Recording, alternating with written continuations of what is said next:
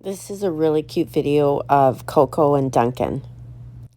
When Duncan used to come and visit with my daughter, Coco would be so obsessed with her. Duncan would stay in the carrier and Coco would stalk her. Watch how she performs for Duncan. Like, she had to be right beside Duncan all the time. When she couldn't be close to Duncan, she'd scream like a little girl. Duncan, of course, came to live with us, but Coco isn't as obsessed with Duncan as she used to be. Just watch her. Duncan couldn't care less. She's like, she's so irritated. Like, leave me alone. Leave me alone.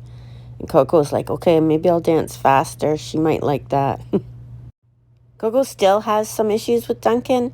When Duncan's dishes are being washed, she's like totally obsessed. She knows exactly which dishes are Duncan's and she wants them. Coco hates it if the other birds has something that she doesn't have.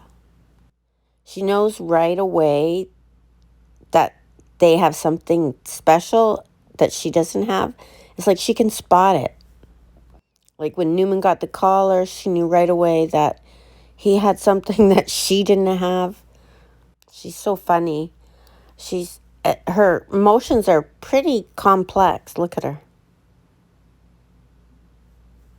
Anyway, so when she had to be in a cage, I just put Coco in a cage beside her. So funny. Coco.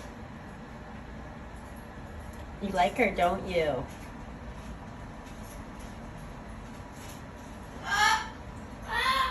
She pretty like you? Huh? She's kind of the same size.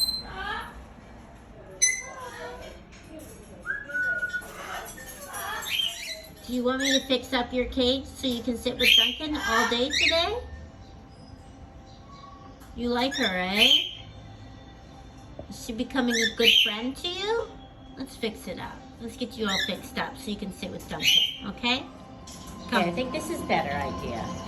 Right, Coco?